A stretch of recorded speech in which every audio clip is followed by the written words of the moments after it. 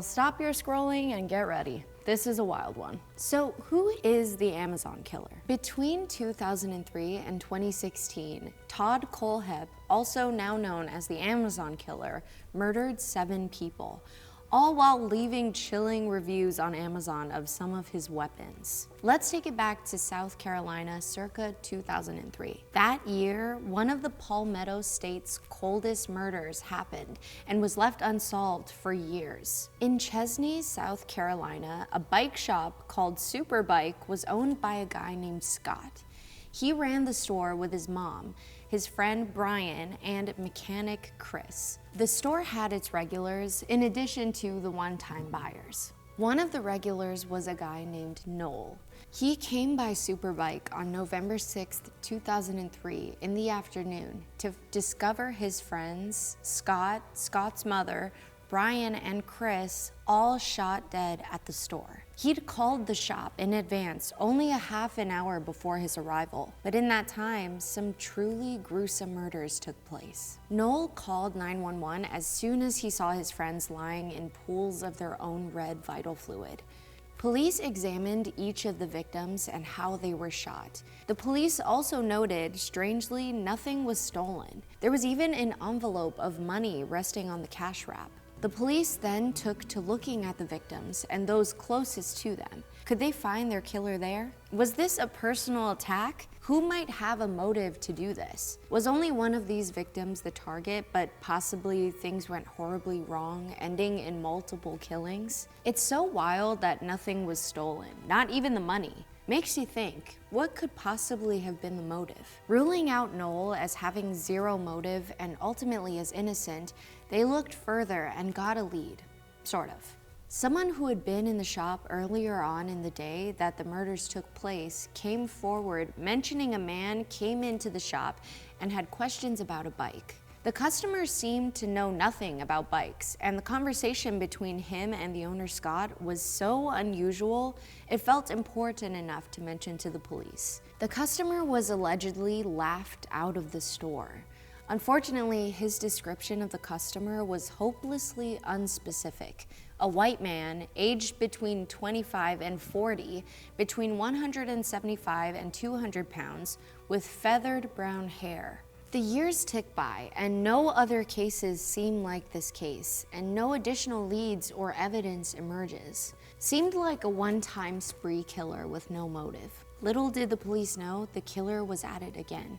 They just didn't connect the dots fast enough. In 2015, a young married couple in South Carolina with a speckled past with drug abuse and multiple run-ins with the law got released from jail. Soon after, they went missing. When Johnny Joe and Megan Lee disappeared, it was unclear if they decided to take off together for just another drug bender or if their disappearance was even voluntary. It would take a year before any information about their whereabouts would emerge, and it would be on the heels of another missing couple, Charlie and Kayla, who went missing in 2016. They, unlike Johnny Joe and Megan Lee, had no track record with the police, no history of abuse, and were considered by all who knew them to be your average kind of neighbors. It took a few weeks, from August 31st to the early weeks of September, for the friends and family of Charlie and Kayla to realize they still hadn't heard from them, and it's been a while. When their family got into their home, they found the couple's dog abandoned, soiled, and unwell. It was clear something bad was up. The families filed missing persons reports for both Charlie and Kayla, and a search began. While the search was underway, something creepy starts happening. Someone had gotten into the couple's Facebook pages, and retroactive posts started appearing. Whoever got into their accounts posted a caption under an old photo, writing, "We are fine." This guy who hacked the couple's Facebook, the guy who was the reason for the disappearance, had a thing for making his presence well known on the internet in an interesting way. He took to writing blatant reviews about items he'd purchased off of Amazon and the murders he either considered or committed with them. Items like knives, padlocks, gun accessories, targets, books about emergency surgery, and small shovels. Some of the reviews read, works excellent. Getting the neighbor to stand still while you chase him with it is hard enough without having an easy-to-use chainsaw. Another review is for a padlock.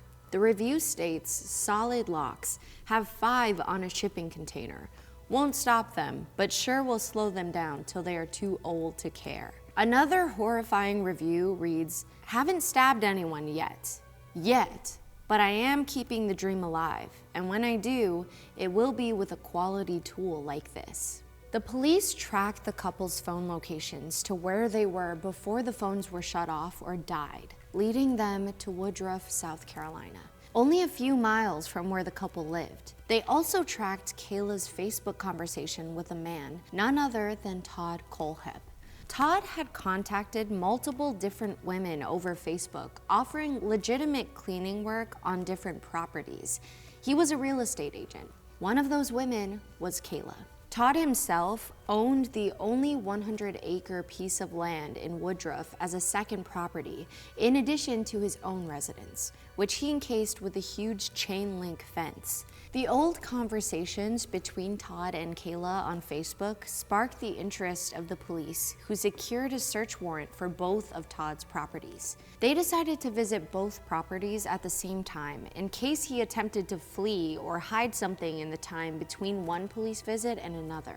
The team, which went to the 100-acre lot, found a 2-story garage with a loft with a bed with chains attached to it. Then a thumping sound emerges from a storage shed, which ultimately was Kayla, shouting for her life. The police end up using the very tools Todd purchased off of Amazon, like the chainsaw, to break open the shed and free Kayla, who'd been chained by the neck and ankles. She told the police Todd had shot and killed her boyfriend Charlie, who'd been buried somewhere on the property. Kayla told the police Todd confessed to her there were others he's murdered, but she didn't know the body count. At the same time, at the other property, the police were with Todd himself. They asked if he would confess. Of course he refused and stated he wanted a lawyer. But the police searched the entire 100-acre enclosed lot and found the bodies of Charlie, Johnny Joe, and Megan. When Todd and Kayla first started talking over Facebook, he offered her what seemed like a totally legit cleaning job on properties he wanted to sell. Once gaining their trust, he would then ask the women to come to his own property, inviting them into the chain-link encased 100-acre land, and then locked them in.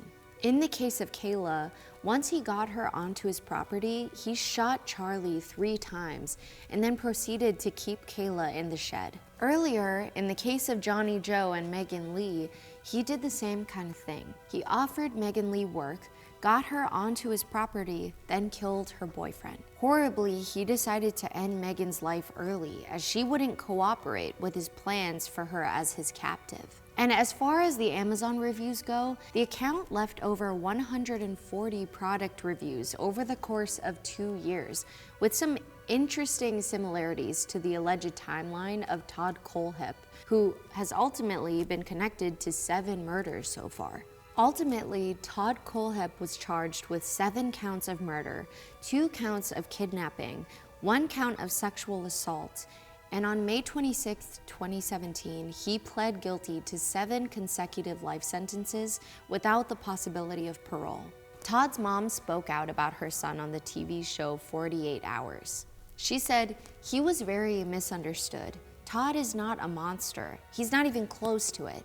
He wasn't doing it for enjoyment. He was doing it because he was mad and he was hurt." Wow, that is a generous way of describing her son's behavior. Dealing with hurt feelings by murdering folks? That's the story of the Todd Kohlhepp Amazon killer. How wild that he basically outlined his murderous activity on his Amazon reviews, right? Let us know if you've ever seen any major sus Amazon reviews in the comments. Thanks for watching Killer Bites. See you next time.